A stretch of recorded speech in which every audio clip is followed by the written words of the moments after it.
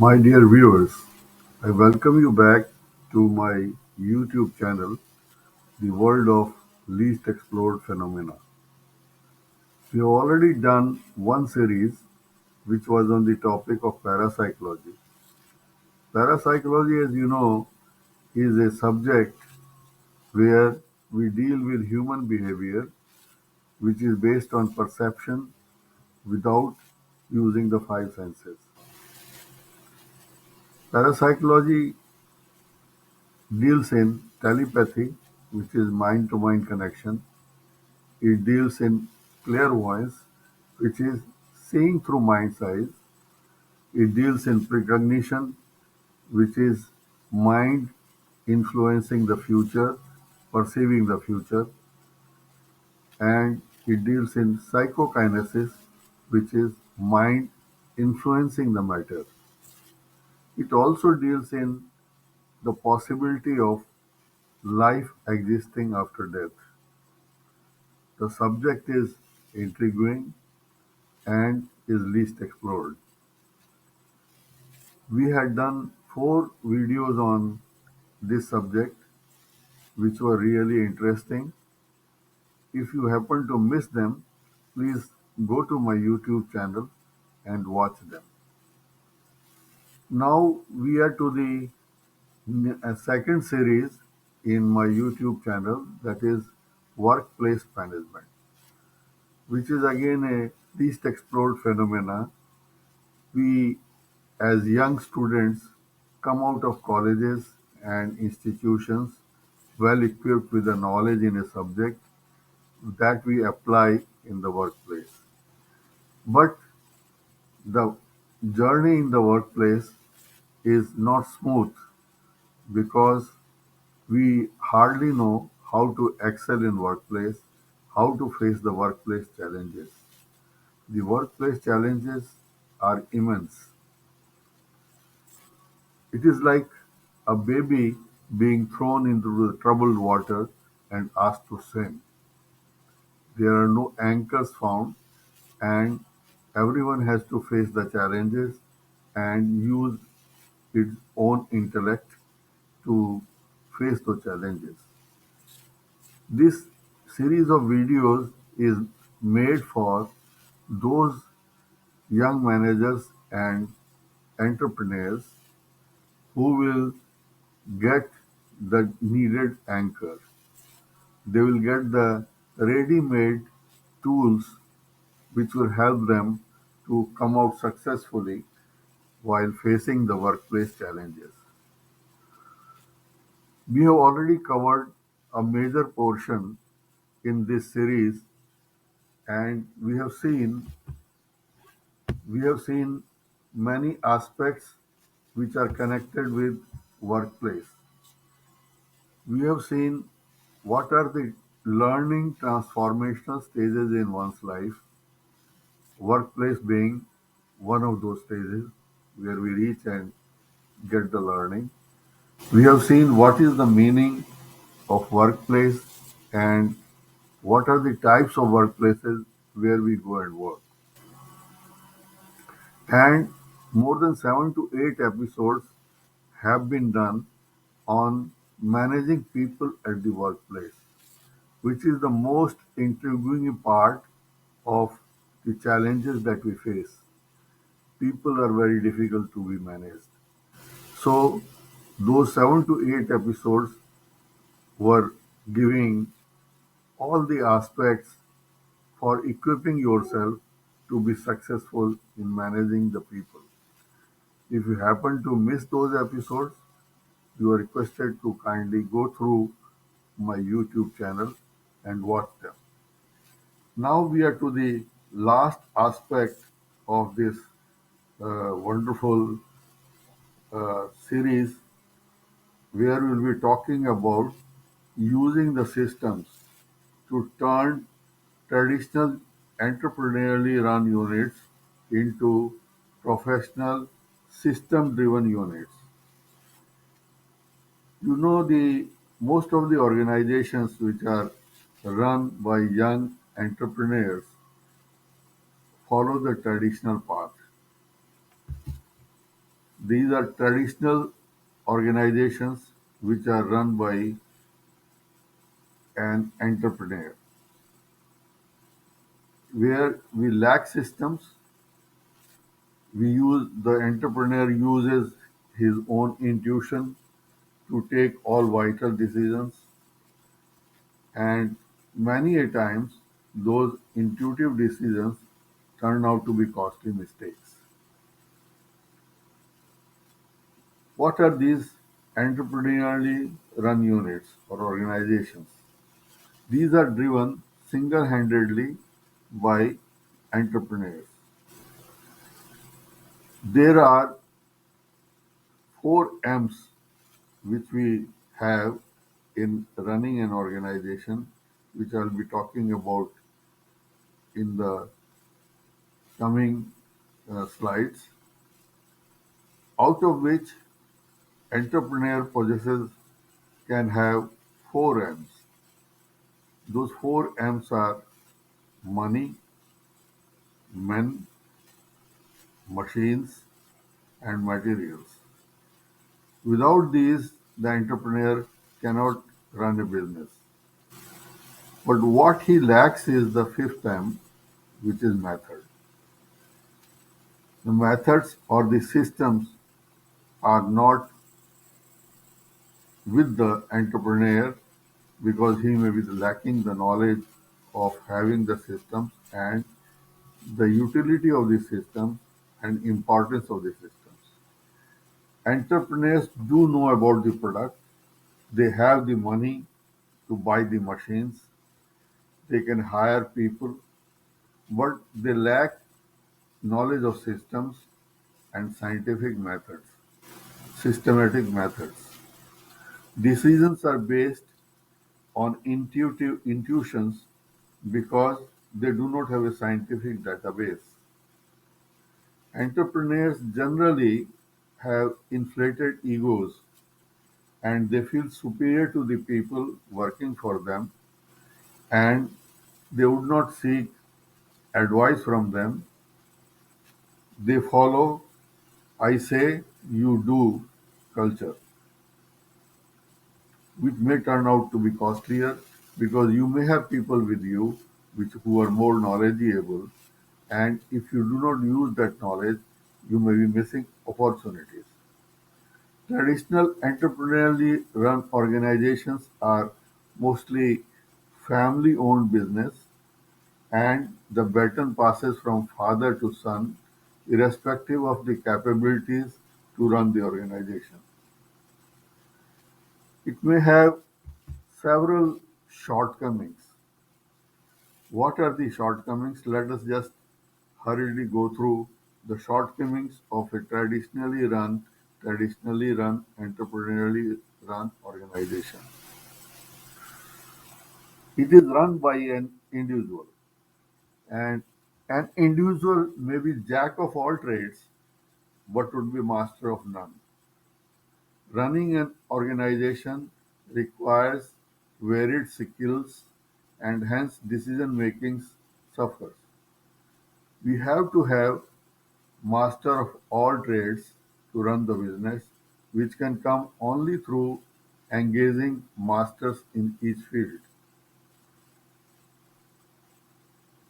Since you do not have experts who can take over all vital decisions, sometimes decision making suffers.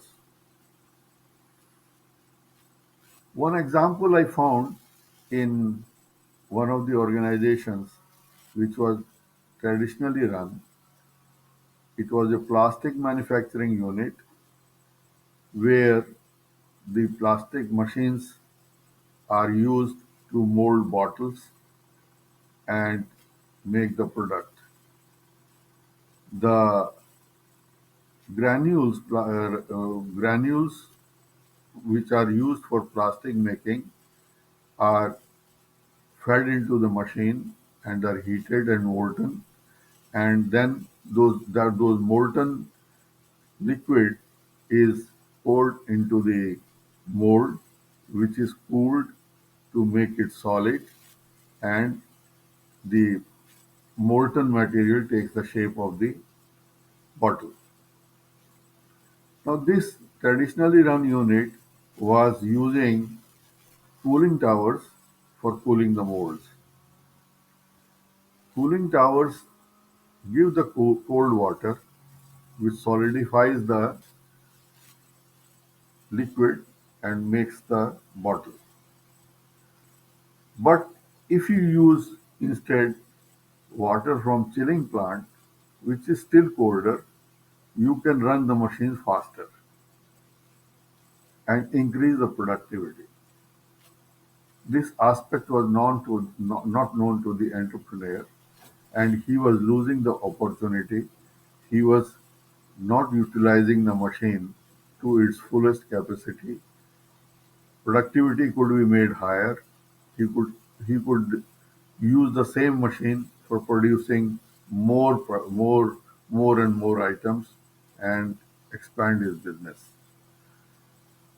Such decisions which are lacked by the person because he is the only single person and he is not master of all trades are costly mistakes, and these are great shortcomings to the business. Mostly the decisions which are made by entrepreneurs are made by their judgment and intuitions. Intuition is the supra logic that cuts out all the routine thought processes and leaps straight from the problem to the answer, results sometimes in very costly mistakes.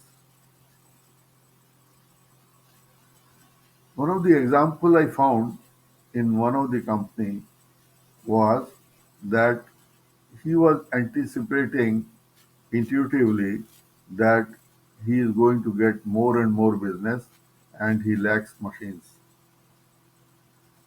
Just on intuition, he ordered new machines, but later he realized that those machines could not be put to use because more orders were not forthcoming. He had taken a decision based on intuition. There was no market research done.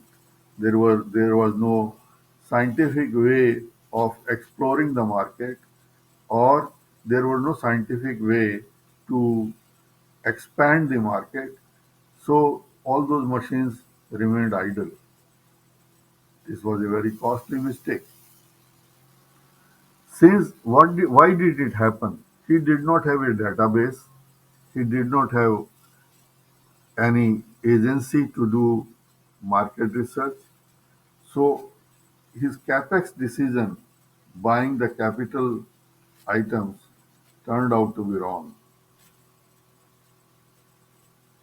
So such mistakes do happen, and these create lot of problems for the organization. If you do not have management systems, your cost of production is likely to go up. You may be able to, you may not be able to get maximum out of your machines.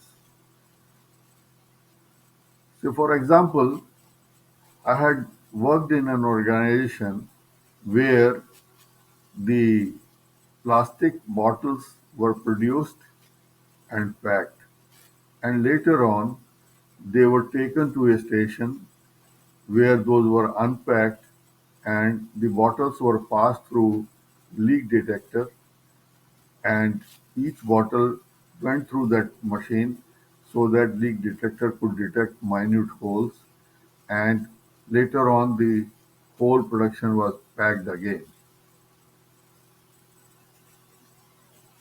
The leak detectors could be bought and could be attached to each machine. So at the expense of some capital expenditure, you could avoid the daily expense of of opening back the bags and repacking the bags, which utilized use labor. It was estimated that at least 2 lakh rupees could be saved, and the payback period was hardly 4 to 5 months if the capex was done. Such things are because you lack management systems. You lack thinking capacity to how to minimize costs, and the productivity suffers, profitability suffers.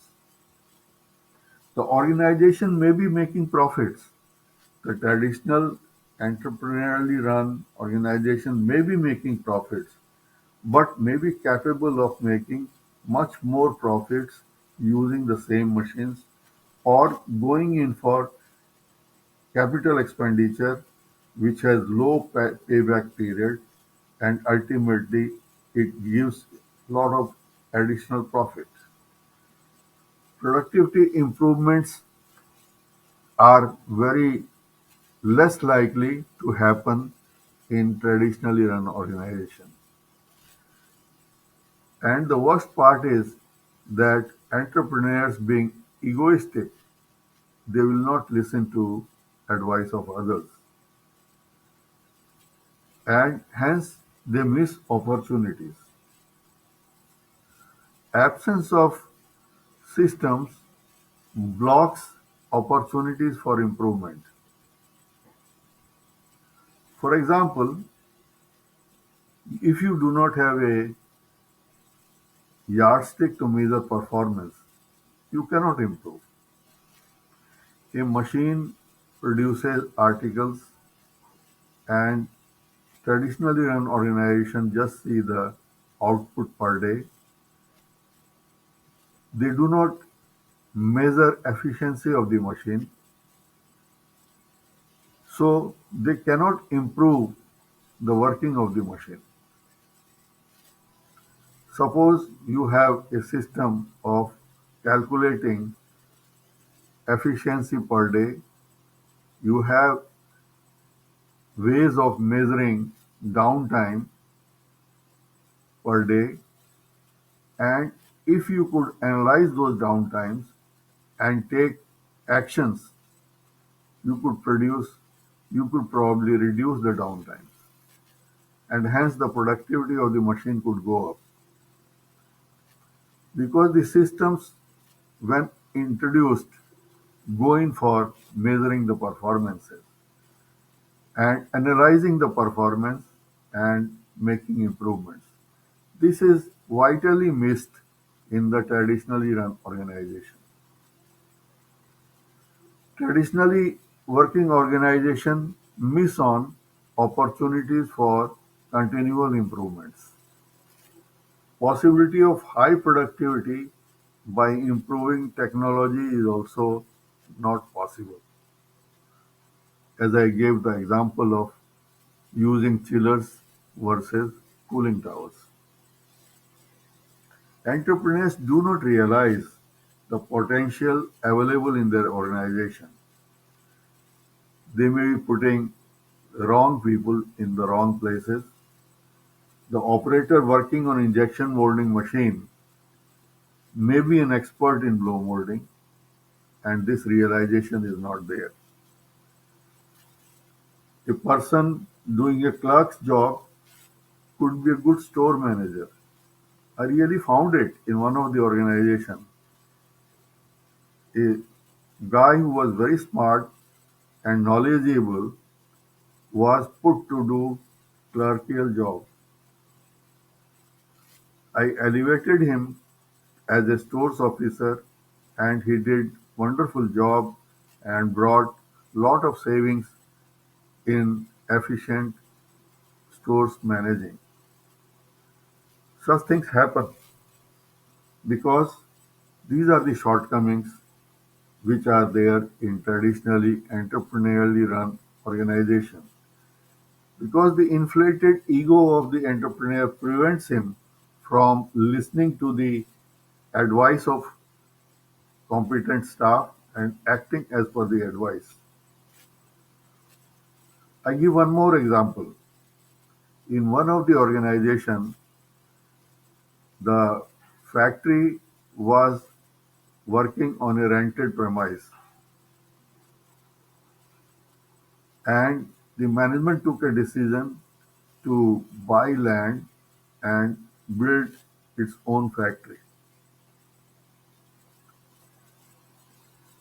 The money was arranged and factory construction was started. The owner, the traditional entrepreneur,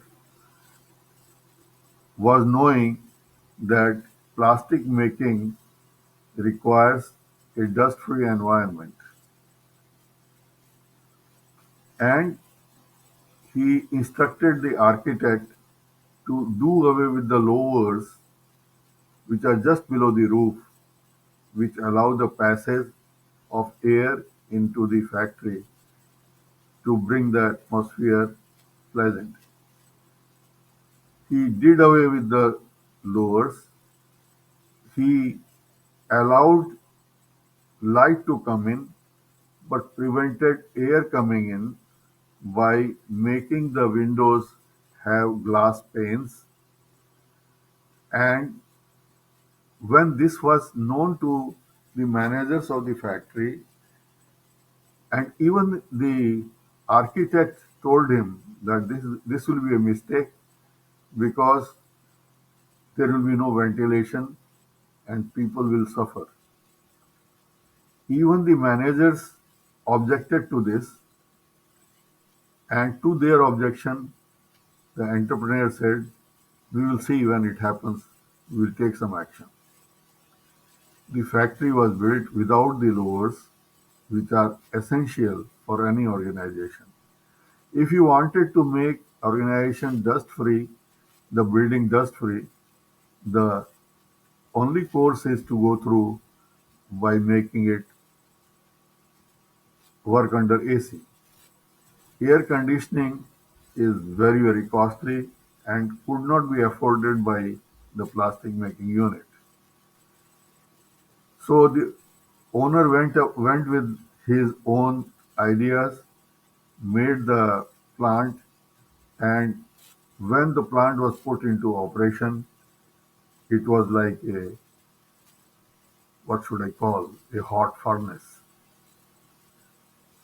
People were perspiring and they could not concentrate on their jobs since there was no air coming. Even the fans were giving circulating hot air because plastic making machines generate heat, and since there is no way to let it out and there is no fresh air coming into the factory, the atmosphere in the factory was not livable. Ultimately, the company had to spend lakhs of rupees to install air blowers, and this whole money was wasted. This was a very costly mistake because the egoistic nature of the entrepreneur did not hear to the advice of experts or even his own managers.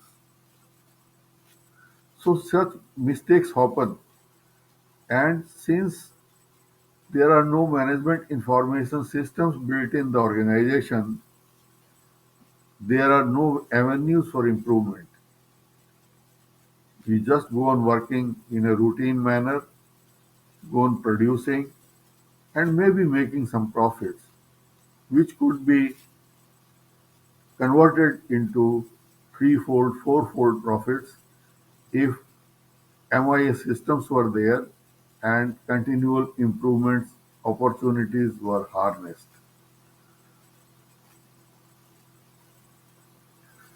So we have to remove these shortcomings so that the organization becomes dynamic, it becomes a professional, and it becomes a system driven. I talked about Four M's. If you have to understand how an organization works, you have to understand the five M's on which the organization is built. The organization has five pillars on which it is founded and on which it works. The pillars are five M's. The five M's of management or an organization are men, material, machines, money, and method. Entrepreneurially run traditional organizations focus on only four M's, which are men, material, machines, and money. They do not concentrate on methods. Traditional run organization can possess best four M's: the men, material, machines, money. But since they do not know the optimum methods, best methods, they will not be harnessing the complete benefit of the four M's. To remove the shortcomings, the entrepreneur has to introduce the fifth M, that is the methods, that is efficient systems.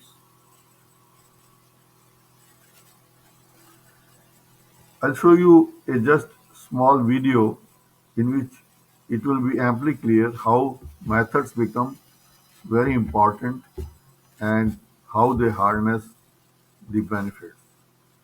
Just watch.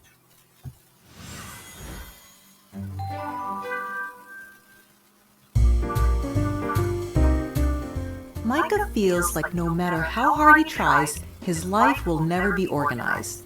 He's often late to meetings or misses them entirely. He's got piles of paper spilling off his desk, and you should see his closet. He's overwhelmed by all the different organization systems out there, not to mention the massive amount of stuff he needs to get in order. He can't even figure out where to start. Ever feel like this yourself? Even your mind can feel cluttered when everything around you is in disarray. Don't worry, you can get organized. It will take some patience at the beginning, and it won't always be easy, but it will be worth it. Let's start with organizing your schedule, which includes your to-do list. Here's an important first step. Use one, and only one, calendar. Keeping all your regular appointments, activities, and important events in the same place will help keep everything simple and organized. Because Micah wants to take advantage of the technology he carries around everywhere he goes, he opts to use his phone to keep his schedule. He even takes a little extra time to learn how to set the electronic alerts and reminders. Now let's tackle all those piles of stuff. Go through the clutter and get rid of anything you don't need to keep. The things you do want to keep, put them where they belong. The next time you get them out, put them back again. As you purge the unnecessary and make intentional spaces for the important things, you may find yourself feeling less distracted and more energized by your organized environment. Micah finds that most of what was cluttering his room can either be trashed or donated for the upcoming campus charity drive. Now let's address all those loose papers on your desk and the clutter on your computer desktop. Think about the categories you could separate your paper and electronic documents into. Then, create a file folder labeled with each category and move all your documents into the appropriate folders. Micah breaks his down into files for his schoolwork, with separate folders for each class, his hobbies and fun activities, his household paperwork, and his future career goals. Once he files his documents in the appropriate folders, the physical, electronic, and mental clutter starts to clear. Now that you have some systems of organization in place, the trick is to keep using them. Don't become complacent when you bring new things into your organized environment. Put things where they belong the first time. Update your calendar as soon as a new activity is scheduled, and add new folders to your files as needed. Like Micah, you'll feel better about how organized your life can be and how good that makes you feel.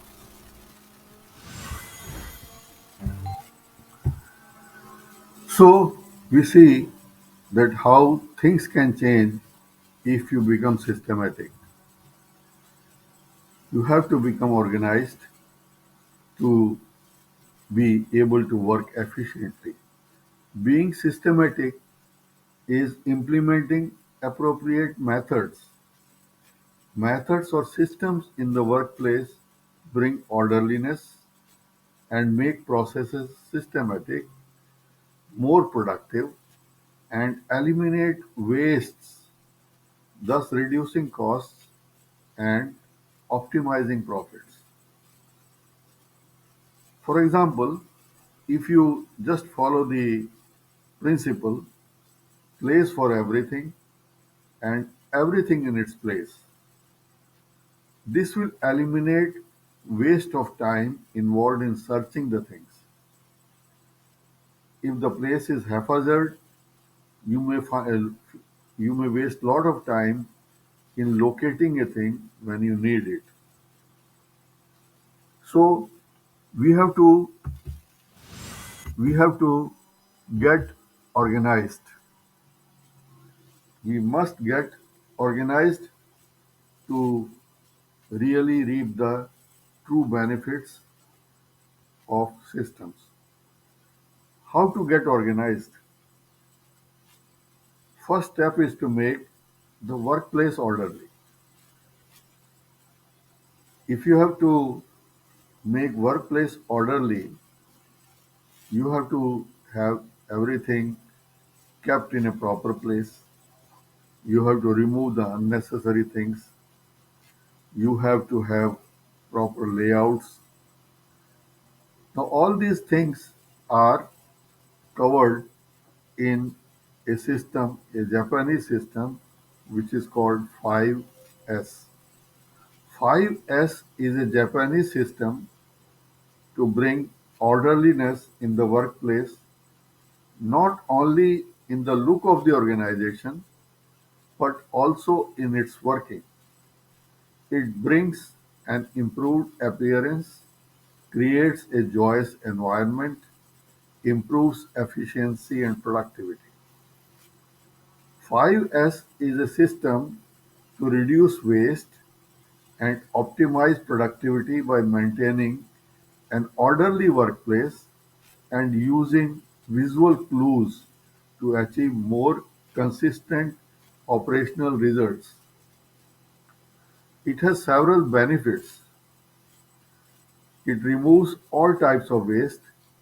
Waste in Japanese is called muda. It removes all muda from the working of the organization, gets rid of unwanted things, brings orderliness, cleanliness. It standardizes the working and sustains the achieved improvements. 5S eliminates different types of wastages, the waste of time involved in searching things, waste due to resetting, readjusting, reworking, rejection, etc.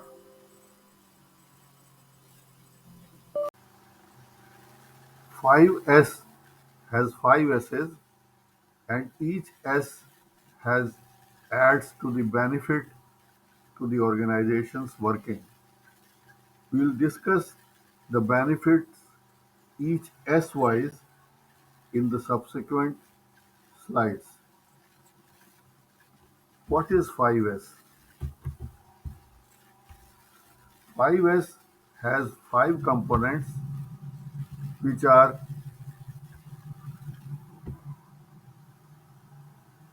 sort, set in order, shine, standardize, and sustain. 5S brings continual improvements in the workplace. The improvements are continual and not continuous. There is a difference. The difference between continual improvements and continuous improvements is vital. We must understand what is meant by continual improvements and continuous improvements. Continual improvements are improvements done which may be in the shape of slide where you take an action and you reach at the peak of the sledge. That is the first picture as you see it. But the improvement done may not be sustainable because next moment you may be sliding back and reaching to the same position from where you started to make the improvement. Whereas continual improvements are like steps. You make gradual improvement, but then there are anchors, that is the step on which you stand, and there is no way that you can fall back on the previous situation. So you make a small improvement and then you keep on climbing and making more improvements without a fear of going back. This can happen only when you put the systems in place which serve as anchors to sustain the improvements done, and movement is only one way, that is upwards. You cannot come back. So this is the vital difference between continuous improvement and continual improvement. By implementing systems, you are going in for continual improvement. Now we have to turn that for turning the traditional run units into professional units is through improved methods, that is by implementing systems. Only getting organized is not sufficient. That is only putting the workplace in order is not sufficient. That is the only first step. The next steps are you have to identify the processes, you have to link them orderly, define steps in each process through work instructions, you have to standardize the working, you have to involve performance indicators in each process, and you have to set ambitious targets for each performance indicator. The target should be SMART, those should be simple, measurable, attainable, and realistic, and target time bound. So if you set SMART targets for each performance indicator, you are in for continual improvements.